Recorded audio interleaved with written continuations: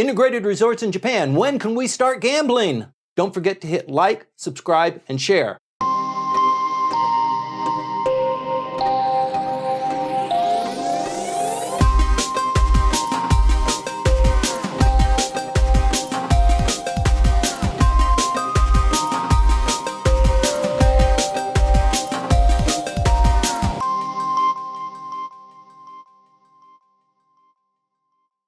Hi everyone, welcome back to Brand 2020. Today is March 19th, 2019. Integrated resorts, the legislation passed. We're going through implementation of how that will be selected, who is going to be selected, what cities, what regions will get the bid for that. I'm joined today by Michael Penn, the foremost authority on legislation and the casino gambling law here in Tokyo. Michael? Foremost authority? Let's put it this way. I'm maybe the journalist who's most eagerly working on this for AGB Nippon on a daily basis. Okay, well, you're feeding a lot of the information that comes out. It's balanced, it's well thought out. Everybody's reading what you publish. I hope so, and I hope that soon we have more than everybody, because we're trying to expand our readership for those who are interested in the development of this industry, which is still in the launch phase as we're talking. Well, a lot of people, we know about it, but it's rather complicated, and there's a long draw line, isn't there? Well, it doesn't exist yet. I mean, the legislation was passed in July 30th of last year, and the starting gun really hasn't even been shot yet. And of course, until the very day when the first ones of these facilities open their doors and the crowds walk in and look around at what there is, until that day, it's all going to be kind of theoretical in most people's minds. Right, but there's a lot of excitement before that. I mean, we haven't selected even the sites. The winners of the bids they're lined up. Right? Certainly, in terms of the business community and that circle of those who think they might get contracts and those who are likely to get contracts, there is a lot of interest. A lot of companies are setting up sort of their IR divisions within their companies and their teams, all in eagerness to get those contracts. But again, we're still at a very early stage, and as you say, we don't know where these facilities are going to be, and we don't know who the consortiums who are going to run them are going to be yet. But that's what we're doing now. Right. Now we're figuring out where and who. Okay, before we get into that, Michael, let's just talk about the scope of what is involved in the integrated resorts. So apparently about 7% of the complex will be devoted to gambling. And the rest of it is restaurants, hotels, shows, that sort of thing. What kind of things are going through the minds of the bidders now? They must have plans. They've got to have a strategy. They have to have maybe an office here. I've got to imagine they have an office here and maybe staff it with 10, 15, 20 people and hire some consultants. This is a big deal just getting into the game, right? Well, according to the law, the limit for actually the casino floor facility is not 7%, it's 3%. So that means that 97% is going to be things which are not casino. Mm-hmm. And you're absolutely right that a lot of the big companies, the big operators have been opening up offices. They're announcing it even now. Recently, there's new big companies saying, our new office in Marunouchi is being opened. Our new office in Hokkaido is being opened. In total, there's something like around 18 different companies who are bidding for these 3 spots. Mm-hmm. What are the 3 spots? The 3 spots haven't been decided yet, but the legislation says that there's an absolute limit of only 3 licenses which will be given, at least for the initial 7 years. Now, it could be expanded in the future, but in this first wave of IR openings, there will be up to 3. Okay, so now we have regional governments or maybe even cities that are vying. I want to be one of those spots, or I don't want to be one of those spots. My voters have told me, keep integrated resorts away from us. But the people who are vying for it have realized the windfall that is going to be due for tax rebates or tax payments that they could generate as a result of having an integrated resort in their community. Well, if you're talking about the companies, the eagerness is pretty universal. When they look around the world today, they think that Japan is sort of the great untapped market for casino development. It's widely expected to be the number 2 casino country in the world after Macau. That's incredible. Yeah, so almost everybody who's anybody wants to be in on it. Now, if we're talking about the local governments, that's a different story. This is quite interesting because the national government passed this legislation over the fierce objections of the opposition parties and, according to almost every poll, over the disapproval of about 2/3 of the general public. Yeah, but who cares? Well, it does. I'm just kidding. No, but the thing is, it does blow back on them. And where it's blowing back on them now is this battle that's going on in the local areas. Because on the one hand, when now the local governments that want to put up their hand and say, okay, we'd like to have it here. Well, maybe one part of the local government thinks that, but then their own public and a lot of other institutions are saying, no, we don't want these things here. So what's happening is that they're having a lot of trouble even finding enough candidates where maybe they might even not be able to build 3 of them if there aren't 3 local governments which actually solve their local political problems and make a bid. That sounds astounding because, of course, for the business community, they want something like this. The construction, the employment, just the flourishing of arts and entertainment in that district. But the other side is the social side, the gambling and the crime and the drugs and everything else that people think that go hand in hand with that. It's not. That sort of two-faced side of it, this two-opinion side of it, can even exist in the same individual. So, for example, recently I had a little trip down to Wakayama City, which is one of the main bidders who looks like they're going to be trying to get one of these IRs. And I was talking to local business people. And these businessmen say, well, from the point of view of the economy and my business, I'm very, I want the integrated resort to be built. But, on the other hand, I have a little bit of, worry about what it's going to do to the community and gambling addiction issues and public peace and these sorts of things. So, on the one hand, they see it as a great driver for tourism and the local economy and employment.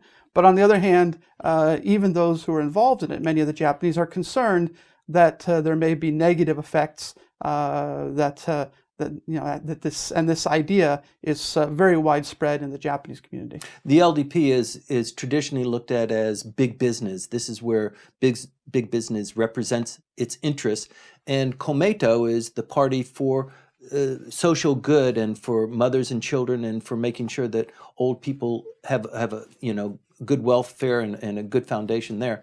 So there seems to be a bit of a clash going on there, but they are in a coalition government.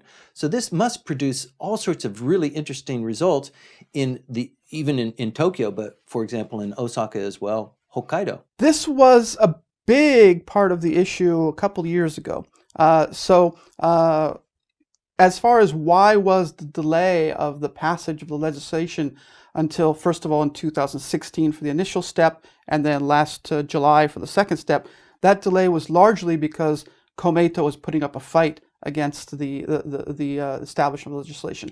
However, at this point, Komeito has completely rolled over. Their opposition has been given up, and there's even members of the Komeito party who are now gung-ho about this development. So this did create tension in that coalition, but Komeito put up the white flag, and now they're on board. Okay, where are the hot spots? I know Tokyo is a hot spot, Yokohama, Osaka. What else is hot? What else looks pretty attractive to some of the people who would like to have a casino in their region? Well, from the point of view of the business people, obviously it's the 2 major urban markets which they would really love to have one of these. So in the case of the Kanto, probably you'd have to say Yokohama is the leading possibility, and then Tokyo as well. We can talk about each of these individually if you want. And then, of course, in the Kansai area, the main major urban market bid is likely to come from Osaka, a man-made island in Osaka Bay called Yumeshima is the place where they want to put it. Wakayama is also part of the Kansai theoretically, but it's more of a rural part. It's a little bit outside of the major urban and area. hungry for it, Yes. Particularly the governor. And then another place where is a major bidder likely will be the House Tembus theme park facility in Sasebo in Nagasaki Prefecture. And then in Hokkaido, Tomokamai City in particular is eager to bid for this. So at least we're talking about the city governments here. We're not necessarily talking about every institution within those cities. So I should say, first of all, though, about Yokohama and Tokyo, at this point, as we sit here today, they have not openly declared their interest. The mayor of Yokohama, Mayor Hayashi, has said that she is a so-called blank page, but at the same time, she's well thought to have been interested in doing it, but there's heavy-duty political resistance within Yokohama against it. In the case of Tokyo, it's also thought that probably Governor Koike would like to make a bid, perhaps, but again, it's a matter of political capital and timing. And right now, the main focus in the Tokyo case is the post-Olympics Tsukiji site, which already Governor Koike has proposed will be a big entertainment convention center area. But so far, she's saying that a casino facility would not be part of that. So it'd be sort of an integrated resort without a casino. Mm-hmm. But exactly what her intentions are down the line, different people have different perspectives. So the political makeup of the district is probably right now the guiding point, because the district or the community has to say, we're open for a bid. And then there's another step after that. But first of all, they have to qualify through a local referendum or a vote of the people. No, there's not much democracy going on here. Essentially, the prefectural governor is the person who is sort of the first point of contact in a sense, because it's the prefecture which will apply to be the host. And then, of course, the mayor of the area where they actually want to have it also has to be on board. In the end, to finally endorse this, you will need the governor, the prefectural assembly, and the mayor. Not even the city council. Mm-hmm. Basically, there's no referendum, there's no vote. It's quite possible that this will be run through in some local areas with most of the public being against it. Okay. But the public does have a vote, because generally the candidates for election, we're seeing this in Osaka, we've seen it in Hokkaido, and we also saw it in Okinawa, where the referendum, it wasn't really a referendum, the candidate says, I commit to you that I will support the bid, or they say, not in my backyard. It can work that way, but as you know, as a political specialist yourself in Japan, the playing field between the conservative parties and the opposition parties is not an even playing field. Mm-hmm. And of course, in any election, people vote based on a variety of issues, often, whether they like the particular candidate or not on a personal basis. So if we're talking about one policy, the policy of building this IR facility, that gets kind of watered down in a representative democracy. One very interesting point, though, about the whole way this is played out in Japan, which isn't necessarily the way it does in other countries, is that you can take a ideological spectrum of a candidate or a party, and essentially the more conservative and the more right-wing that they are, the more absolutely in favor of the IRs and the casinos they are in Japan. And the further left that you go, the more dead set opposed they are. It's almost completely, you could map it out. How about that? Every candidate, how left are they? Mm-hmm. You could pretty much predict exactly where they're going to come down on the casinos. How right are they? You can pretty much predict. Mm-hmm. We've got an interesting selection going on in Osaka right now, gearing up for a double election. We're going to have an episode on that, Michael Chuchek and I, after this series. But once a city has decided, we're good for it. We have the space, we qualify for it, the prefecture has voted that we can move forward. Then what happens? Now there's a beauty contest, isn't there? Well, presuming that there are more than 3 local governments who do put up their hands, and that's quite likely, there will be 3, 4, 5. And Osaka, I think, is considered to be the closest thing to a sure thing of all of them, Mm-hmm. because they've already gone a long way. The entire business community is completely bought on, has bought onto the project. There's already going to be the 2025 World Expo in Umeshima. So, if the Osaka Restoration Association or Ishin or One Osaka, whatever you want to call it, if they emerge victorious again after these elections on April 7th, then you can guarantee that this project will go full force, full speed, and they want to open it up in 2024, about a year or so ahead of the expo. If the LDP wins, or takes charge of, say, the prefectural assembly or the city council, then they could slow things up. And in fact, the candidate, the LDP candidate for governor, has already indicated that he doesn't see moving fast as a priority.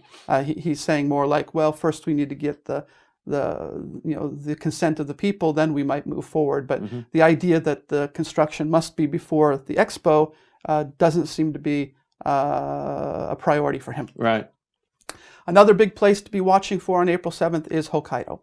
In Hokkaido, you have a competitive left versus right election for governor and at the prefectural assembly level. And as I just told you, if the right wins, then it's pro-IR. Right. If the left wins, then it's no IR. Okay, but we're skipping a step here. Let's say that they do have a vote to begin it. Now we have the beauty contest. Let's get into that process. Everybody's going to be showing their wares. This is our design. This is our design. Which one do you like? What's the process that goes on there? Right. And who actually decides? Okay. So the way that this system the law has been written, and that the bureaucrats are kind of filling out the details now, is the first step will be that in the coming months, maybe even very soon, the government, the central government, will be putting together, publishing what are the basic regulations. If you're going to have an IR, what are the central facilities that it must have? What is going to be the bidding process and all of this? Now, this part of this will be coming from the Cabinet Office, and part of it will be coming from the Ministry of Tourism. Next step is that the local governments have to choose their operator and consortium partners. So the picture then moves away from the central government and moves to the local scene. So let's take as a hypothetical example, Osaka. So then the Osaka government, the prefectural and city government, will then have their own process, which they'll conduct in their own way, and they'll say, okay, Las Vegas Sands, MGM, Melco, Caesars, and several others. You guys are in. No. They're saying you guys are being considered. Interested. You're interested. Right. So you put together your consortium, your individual consortiums with Japanese companies, and then you give it to our committee, and then our committee will decide which of you is our partner, and the other ones you're out. Okay. Then the local government and their consortium IR operator partners together will make a bid to the central government. Okay. And then in some way, the schedule hasn't been quite published yet, but this will be soon. The central government will say, okay, we endorse this regional government to have an IR, this prefectural government, and we don't license this government. Like I said, there'll be a maximum of 3. And so the interesting point is that for the companies, they make their partnerships with the local government in advance of even the local government being selected as a licensed IR place. It's a gamble. It's all a gamble. It's all a gamble. Yeah. So they have to actually put together a consortium of sorts, right? And I don't know if a consortium member is thereby forbidden to be a consortium member to another opposing bid, for example, a construction company or something like that. But I imagine they would have certain safeguards there. But probably not, actually. You may have double dippers. You may have cases where there are certain companies who are involved in multiple bids. Okay. There's certainly many who want to do it that way. The question is, will the IR operators themselves or the local governments be happy with a situation where you have a company working here and working there? But I don't think there's necessarily going to be any formal rules against it. The thing that strikes me about this, because it's very complicated, you have to pass this gate and then you have to pass the other gate, is that there is tremendous room for facilitation. How can I influence you to make a decision with regard to me? And then 2 weeks later, we have to do the same thing again. And there's an awful lot of money at stake here. So it seems like there would be a temptation to kind of, yes, we're going to pay you over market for the cement that you're going to pour. We're going to pay a little bit more for the steak that we serve at the restaurants for a period of 2 years, or that sort of thing. Well, about that issue, it really depends on how, shall we say, cynical or realistic, or your appreciation of the political system, however you want to put it, is how much effect this can have. So, for example, there are powerful central government figures. So let's say in the case of Wakayama, you have Toshihiro Nikai, who's the Secretary General of the Liberal Democratic Party. Some people think that, well, because you have Nikai in that powerful position so close to Abe, this means that Wakayama's bid is strengthened because he's going to help pull strings from there. Whereas, of course, if you say that, officially to other to people, say no, that the whole process is going to be done by a third-party panel, which is completely isolated from all of these outside influences, because, and this is an argument, because we know that unless we do this without that kind of hanky-panky, the public is going to eat us alive. Well, even if there is none, there's always going to be people who rabble-rouse, or they throw. But imagine if there's actual evidence that comes out. Right. But the point is that eventually they're going to pick the best-looking bidder. And how do you project yourself as being the best looking? I mean, is it architecture? Is it cost? Is it performance? It's all of these things. Well, again, it depends on which level you're talking about. If we're talking about the companies trying to romance the local governments, yes, they're going to have to prove to local governments that we'll be your best partner. We're going to create a facility here that's really going to jump up your tourism and your economy. We're going to hire all kinds of local people. We're going to give you that kind of, we're going to be partners that you can trust for the long term.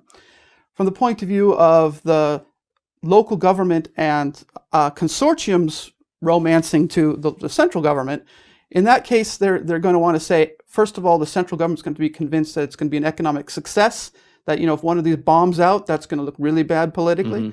So mainly it's about economy. If you license our local government and our consortium, then we're going to do more to promote tourism to Japan. We're going to have more of an economic effect in the local community and to stimulate the entire nation. So the romancing has different aspects to it. But at the heart of it, the idea is that stimulating tourism and stimulating economies in Japan.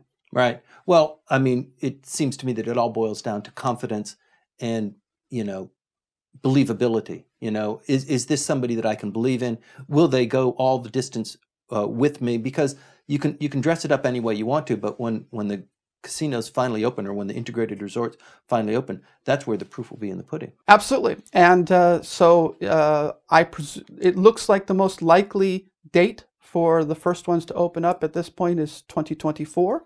That may end up being a little too ambitious. It could end up getting delayed after that. But let's say 2024.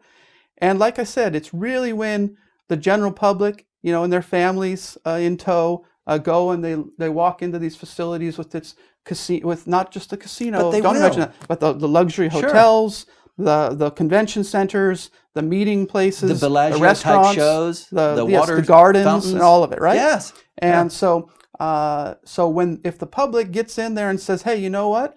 We thought this was going to be some kind of like, crazy gambling den of thieves, and it's actually this beautiful shopping center and luxury hotels, I think that there will be a little bit of a shift in ideas. I agree. But at the same time, right up until the day that happens, perceptions. I think there's going to be quite a bit of concern that this is something which is going to be destructive to Japanese society. Right. Before we wrap this series up, Michael, what do we expect now to happen that has an impact on the IR movement going forward? Is there going to be, is there a deadline for the consortiums to be together or to present themselves to the prefectural governments? All right.